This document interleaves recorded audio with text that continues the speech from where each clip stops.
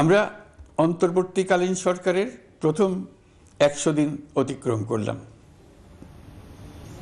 আপনারা জানেন কি কঠিন এক পরিস্থিতিতে আমাদের দায়িত্ব গ্রহণ করতে হয়েছে। ছাত্র শ্রমিক জনতার অভূতপূর্ব গণ অভ্যুত্থানের পর ফ্যাসিস্ট সরকার প্রধান পালিয়ে গেলে দেশ সরকার শূন্য হয় সাময়িকভাবে। পুলিশ প্রশাসন এ সময় সম্পূর্ণ নিষ্ক্রিয় হয়ে পড়লে উদ্বেগজনক এক পরিস্থিতির সৃষ্টি হয়। স্বৈরশাসনে বিপর্যস্ত এই দেশকে আমাদের সবাইকে মিলে পুনর্গঠন করতে হচ্ছে। জুলাই আগস্ট বিপ্লবের পর আমরা এমন একটি দেশ হাতে পেয়েছি যার সর্বত্র ছিল বিশৃঙ্খলা। স্বৈরশাসন টিকিয়ে রাখতে আইন শৃঙ্খলা বাহিনীকে জনগণের মুখোমুখি দাঁড় করিয়ে দেওয়া হয়েছিল।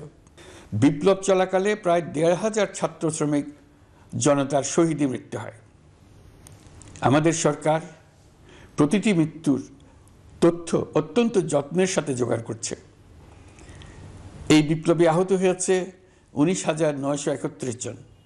আহতদের জন্য ঢাকার ১৩টি হাসপাতাল সহ বিভিন্ন বিশেষায়িত হাসপাতালে চিকিৎসার ব্যবস্থা করা হয়েছে।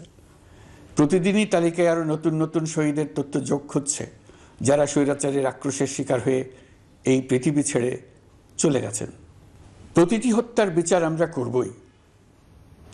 জুলাই আগস্ট হত্যাকাণ্ডের বিচারের যে উদ্যোগ আমরা নিয়েছি তার কাজও বেশ ভালোভাবে এগিয়ে যাচ্ছে। পতিত স্বৈরাচার শেখ হাসিনাকেও আমরা ভারতের কাছ থেকে ফেরত চাইব। কেবল জুলাই আগস্ট হত্যাকাণ্ডই নয়, আমরা গত ১৫ বছরে সব অপকর্মের বিচার করব।